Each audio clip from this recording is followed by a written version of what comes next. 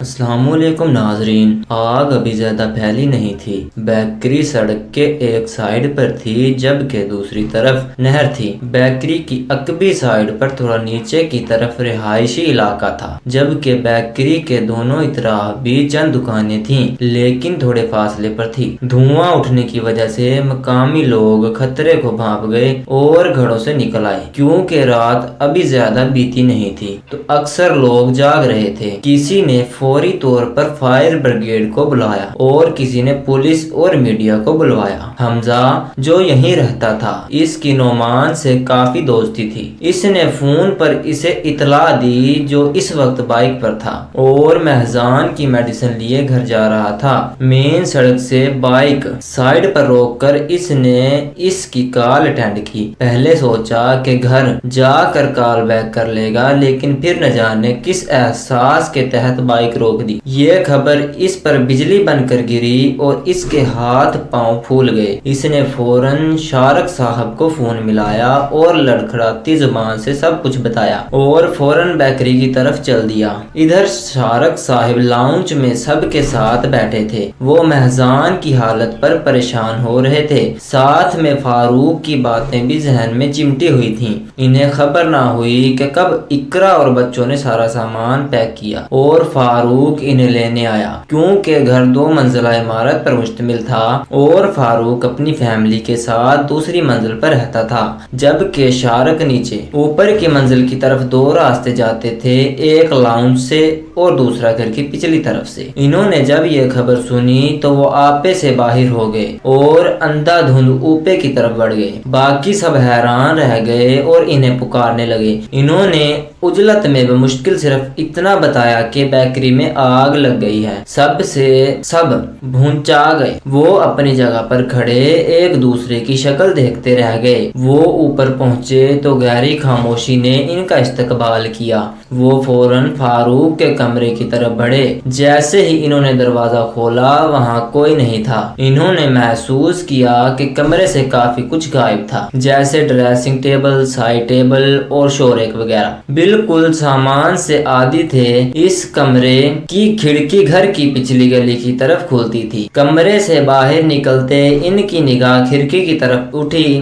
وہاں نیچے فاروق ایک ٹیکسی کی ڈگی میں سوٹ کیس رکھ رہا تھا۔ وہ مشتعل ہو کر نیچے دوڑے۔ جب وہ سیڑھیاں اتر کر دروازے سے باہر نکلے تو ٹیکسی کافی دور جا چکی تھی اور فاروق اپنی بائک کی طرف آ رہا تھا۔ شاہ رخ کے خطرناک تیور دیکھ کر ٹھٹھکاگ اور لبوں پر زبان پھیرتے آگے بڑھا، لیکن شاہ رخ کا ضبط جواب کا تھا۔ وہ بھپرے شیر کی طرح اس پر چھپٹا اور اس کا گریبان پکڑ کر اس کی دھاڑا۔ بے غیرت آستین کے سانپ، یہ صلہ دیا ہے تو نے میری محبت کا، اتنے سالوں کی محنت مٹی میں رول دی، آگ ہی لگا ڈالی۔ شارک نے مزاحمت کرتے فاروق کو اچانک سے سناٹے دار تھپڑ مار کر زمین پر پھینک دیا۔ عمیرہ جو باپ کے پیچھے آئی تھی بھاگ کر سائیڈ گیلری سے ہو کر گھر کی دوسری جانب گئی اور ماں اور بھابھی کو بلا لائی۔ شازیہ تو فوراً بھاگتی ہوئی آ گئی لیکن مہزان بمشکل عمیرہ کا سہارا لے کر لڑکھڑاتا آیا تھا۔ جس وقت آیا تب فاروق زمین سے اٹھ بیٹھا اور اس نے بھی سارا لحاظ بالائے طاق رکھتے بڑے بھائی کے منہ پر تھپڑ مارا۔ مہزان تو غصے سے پاگل ہو گیا یہ دیکھ کر اور چیختا ہوا آگے بڑھنے لگا، لیکن زخم تازے تھے،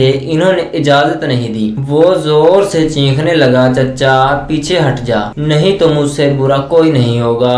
وہ اس وقت 16 سال کا تھا لیکن باپ کی تذلیل نے اس کی غیرت پر بڑا گہرا وار کیا۔ شازیہ اور عمیرہ نے بڑی مشکل سے ان دونوں کو الگ کروایا۔ فاروق تو فوراً بائک پر بیٹھ کر چلا گیا۔ یہ گلی سنسان ہی رہتی تھی کیونکہ اس کے ایک طرف خالی پلاٹ تھا اور دوسری طرف گھروں کی پشت، اس لیے شور لوگوں کے گھروں تک نہیں گیا۔ 2 محبت کرنے والے بھائیوں کو کس نے آپس میں لڑوایا؟ دولت، جائیداد، پیسے نے، فقط فانی چیزوں نے؟ لیکن یہ رقابت ختم کون کروائے گا؟ کیا ان کی اپنی اولاد؟ شاہ رخ بیکری پہنچے، وہاں آگ بجھا لی گئی تھی۔ میڈیا نے اس خبر کو بہت سے مرچ مسالے لگا کر نشر کیا۔ پولیس شاہ رخ اور نعمان کو تھانے لے گئی، انہیں چھڑانے کے لیے بینک میں موجود باقی رقم بھی پولیس کو دینا پڑی۔ بیکری کی ریپوٹیشن بھی خراب ہو گئی، نقصان پورا پورا کرنے کے لیے گھر بیچ کر اس نے نسبتاً پرانا اور چھوٹا گھر لیا گیا۔ کام نئے سے زیرو سے شروع کرنا پڑا،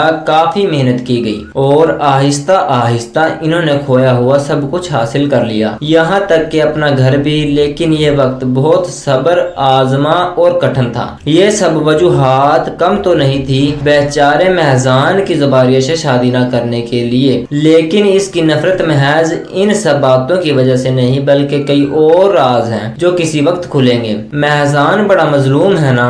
ہاں۔ اقرا بیگم نے کمرے میں قدم رکھا تو اندھیرا چھایا ہوا تھا۔ انہوں نے آگے بڑھ کر لائٹ جلائی، سامنے کا منظر واضح ہوا۔ سامنے کے 2 سنگل بیڈ خالی تھے۔ انہوں نے نگاہ دوسری جانب گھمائی، تیسرا بیڈ بھی خالی تھا، جبکہ چوتھے بیڈ پر ایک وجود چادر اوڑھے لیٹا تھا۔ انہوں نے گہرا سانس لیا اور اس تک پہنچے۔ بیڈ پر بیٹھ کر انہوں نے چادر اٹھائی تو زباریہ کی آنکھیں بند کر لی، مطلب وہ جاگ رہی تھی۔ انہوں نے اس کی پلکوں کی لرزش کو دیکھتے سوچا، پھر انتہائی محبت سے اس کے ماتھے پر ہاتھ رکھا اور اسے پکارا، اٹھو میری جان، صبح کے 8 بج گئے ہیں، اٹھو ناشتہ کر لو، پھر تیار بھی ہونا ہے۔ زباریہ نے کوئی جواب نہ دیا، بس ان کا ہاتھ پکڑ کر اپنے ماتھے سے ہٹا دیا۔ انہوں نے دوبارہ اس کے ماتھے پر ہاتھ رکھا اور کہا، ہاں اب تو چند دن کی مہمان ہو، اس لیے اچھے سے لاڈ اٹھوا لو۔ ان کی اس بات پر اس نے آنکھیں کھولی اور اس کی آنکھوں میں نمی کے ساتھ کرب چھپا تھا۔ انہیں اندازہ ہو گیا کہ وہ ساری رات روتی رہی۔ ان کا دل دکھ سے بھر گیا، وہ اٹھ بیٹھی اور ان کا ہاتھ پکڑ کر بولی، امی یہ خودکشی حرام کیوں ہے؟ اس کی آواز رونے کے سبب بھاری ہو رہی تھی۔ وہ حیران رہ گئی اور پھر تڑپ کر اسے خود میں بھینچ لیا۔ نہ میری بچی، ایسی باتیں نہیں کرتے، اپنا گھر چھوڑ کر تو ہر لڑکی کو جانا ہوتا ہے، اس میں اتنا مایوس ہونے والی کون سی بات ہے؟ بلکہ یہ تو خوشی کی بات ہے، تمہیں خوش ہونا چاہیے اور اللہ کا شکر ادا کرنا چاہیے کہ اتنی پیاری جوڑی بنا دی تمہاری۔ انہوں نے اس کے بالوں میں دھیرے دھیرے انگلیاں پھیرتے ہوئے کہا، ہاں واقعی میری منگنی ٹوٹنے کے بعد سے آپ اور ابو کتنے پریشان تھے، آپ لوگوں کا بوجھ کم ہو جائے گا، خوشی کا موقع تو ہے یہ۔ اس نے تھوڑی ان کے کندھے سے ٹکائے دھیمی آواز میں کہا، بوجھ نہیں، فرض ادا ہوگا۔ ویسے اس خوشی کے موقع پر ان منحوس باتوں کی گنجائش نہیں، ابھی یہ رشتہ ہوا نہیں ہے امی، بات تو ہو چکی ہے، بس آج فارمیلٹی بھی پوری ہو جائے گی۔ ویسے بھی میری بیٹی اتنی پیاری ہے، بالکل حوروں جیسے، عمران تو تھا ہی بد نصیب۔ زباریہ ان سے ہلک ہوئی اور کچھ توقف سے بولی، امی ہاں بولو، آپ نے ابو کو ایک بار بھی منع نہیں کیا؟ نہیں، کیونکہ میں خود یہ چاہتی ہوں۔ تمہارے ابو کی طبیعت ٹھیک نہیں رہتی، لیکن کل سے کافی پرجوش ہیں، میں ان کی خوشی غارت نہیں کرنا چاہتی، لیکن تایا نے اتنے سال ہماری خبر نہیں لی، ہمارے حالات کتنے خراب رہے، انہوں نے ہمیں گھر سے نکال دیا اور پلٹ کر نہ پوچھا۔ تم ان سے بدگمان نہ ہو، کبھی کبھی جو ہمیں نظر آتا ہے ویسا ہوتا نہیں۔ تمہارے ابو نے مجھے کل سب بتا دیا تھا کہ ان کے کچھ دن پہلے میڈیکل سٹور پر ملے تھے اور انہوں نے اپنے کیے کی معافی مانگ کر صلح کا قدم اٹھایا۔ تمہارے ابو بہت خوش تھے، اپنے بھائی سے صلح ہونے پر یہ شادی ان دونوں کا مشترکہ فیصلہ ہے تاکہ دوبارہ کبھی وہ دور نہ ہو سکیں۔ انہوں نے اس کی بدگمانی اور الجھن دور کرنی چاہی، امی، پر میں مہزان کو پسند نہیں کرتی، نہ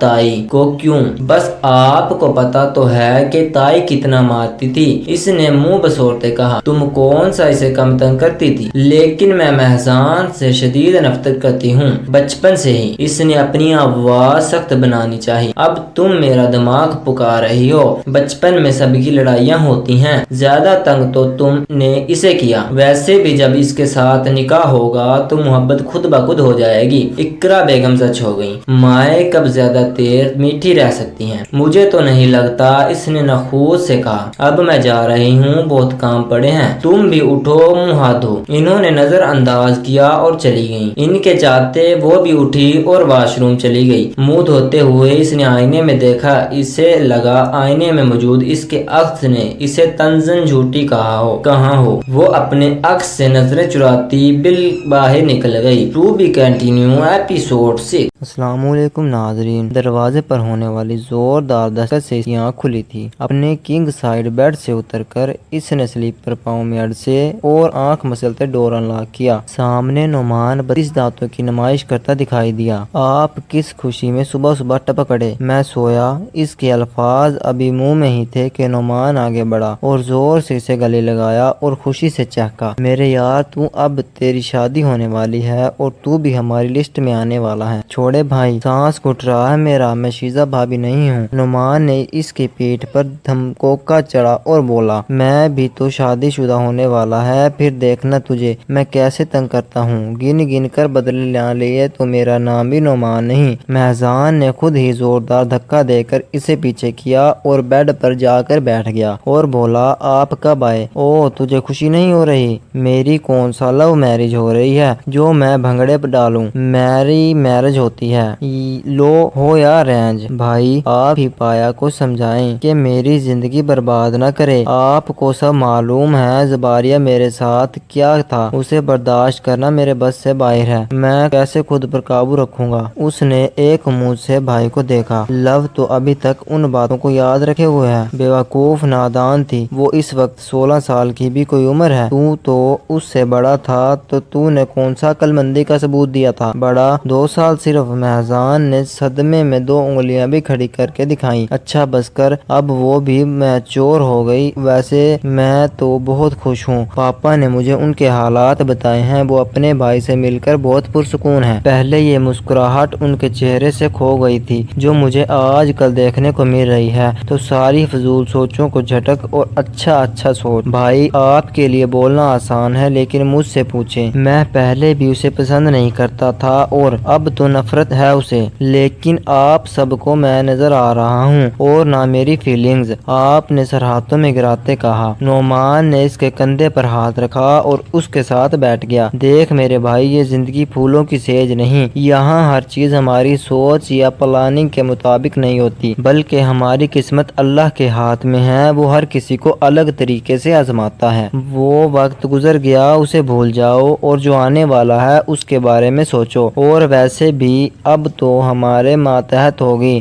تو دوبارہ ایسا کچھ نہیں کرے گی۔ آپ کو کیا لگتا ہے میں اس سے ڈر رہا ہوں؟ اس سے اچھنے کی دیکھا، ہا میرا یہ مطلب نہیں تھا۔ تو پھر کچھ نہیں، اچھا میں نیچے جا رہا ہوں تو بھی آ جانا، مما بلا رہی تھی تجھے۔ مجھے تو مما نے کل فون کر کے کہا تھا کہ صبح جلدی آ جانا، میں تو جلدی آ گیا لیکن دولہے میاں خود گھوڑے گدھے بیچ کر سو رہے تھے تو میں نے مناسب سمجھا کہ جا کر جگا آؤں۔ اب میں جا رہا ہوں کیونکہ تیری دلہن کے گھر لے جانے کے لیے مٹھائی بھی لانی ہے۔ مہذان تعصب سے اسے دیکھتا فریش ہونے چلا گیا۔ زباریہ، تم بھی کچن میں آ جاؤ، کب سے مہارانیوں کی طرح کمرے میں بیٹھی ہار سنگار رہی ہو؟ سسرالی تمہارے آ رہے ہیں اور خار میں ہو رہی ہو۔ گرمی میں زباریہ، جس نے پنک کلر کا دیدہ زیب فراق پہنا تھا، ساتھ میں کانوں میں چھوٹی سی جھمکیاں، کلائی میں نفیس سا بریسلٹ اور پاؤں میں جدید طرز کی سینڈل بھی پہنی تھی، پلکوں میں مسکارا لگانے کے بعد اب ہونٹوں پر پنک لپ گلوس لگا رہی تھی۔ شیشے میں پیچھے کھڑی ہمنا کو دیکھا اور کہا، آپی میں اپنی مرضی سے تیار نہیں ہوئی، امی نے زبردستی مجھے تیار کروایا، آپ کو پتہ بھی ہے۔ اس کے لہجے میں دکھ تھا۔ اچھا اب تم رونا نہ شروع ہو جانا، گرمی کی وجہ سے بھی میرا دماغ گھوم گیا تھا، ویسے کافی جچ رہا ہے تم پر یہ ڈریس، میں بھی نہانے جاؤں، آنے والے ہوں گے وہ لوگ۔ ہمنا اپنا ڈریس سلیکٹ کرنے لگی۔ زباریہ،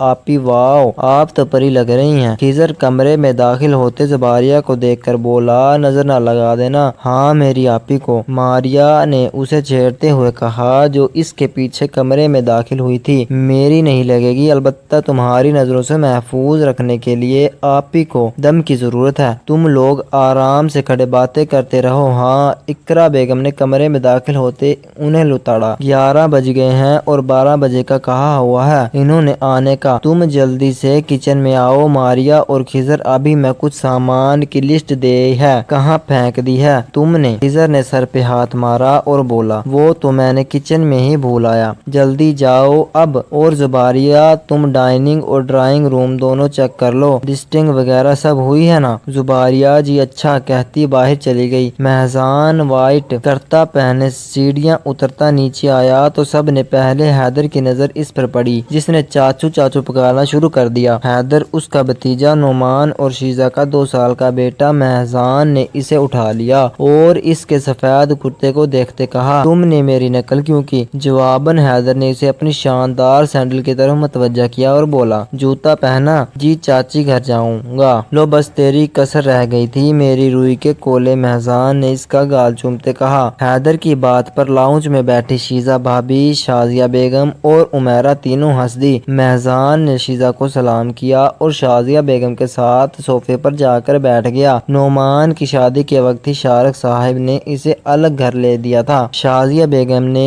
اپنے وجیہہ بیٹے کو دیکھتے دل میں ماشاءاللہ کہا اور عمیرہ بھائی کے ساتھ سیلفی لینے میں مشغول ہو گئی۔ شازیہ، یہ امی کی انگوٹھی ہے، لا کر اسے نکلوا کر لایا ہوں زباریہ کو پہنانے کے لیے، شارق صاحب نے انہیں مخاطب کیا۔ شازیہ بیگم نے حیران ہو کر ساس کی سب سے بھاری سونے کی انگوٹھی کو دیکھا اور بولی، یہ والی؟ ہاں، اور ساتھ میں یہ 15,000 ہیں، یہ بھی اس کے ہاتھ میں رکھے ہیں۔ انہوں نے 2 ٹوک لہجے میں جواب دیا اور پوچھا، اور سب تیاری ہو گئی؟ جی چلو پھر نکلتے ہیں، جبکہ شازیہ بیگم انگوٹھی کو تعصب سے دیکھتی رہ گئی۔ وہ سب فاروق صاحب کے گھر پہنچ چکے تھے۔ ان کا استقبال کے لیے دروازے پر فاروق اور خضر موجود تھے۔ وہ سب کے ساتھ بہت گرم جوشی سے ملے، لیکن مہزان نے ان کی گرم جوشی کا جواب رہکائی سے دیا، جسے انہوں نے واضح محسوس کیا۔ محسوس تو شارق صاحب نے بھی کیا اور دل ہی دل میں گھر پہنچ کر اس نے درگت بنانے کا پکا ارادہ بھی کر لیا۔ چھوٹے سے لان سے گزر کر وہ گھر کی اندرونی جانب بڑھے، جہاں اقرا بیگم کے ساتھ ہمنہ اور ماریہ کھڑی تھی۔ سلام و دعا ہوئی۔ شازیہ بیگم ناچار اقرا بیگم کے گلے لگی۔ شارق صاحب نے دونوں بچیوں کے سر پر ہاتھ رکھ کر پیار دیا۔ اس نے عرصے میں صرف مہزان گونگوں کی طرح سر ہلا کر جواب دیتا رہا، وہ بھی صرف باپ کی گھوریوں کی وجہ سے، ورنہ پوز ہی کر تھا کہ جیسے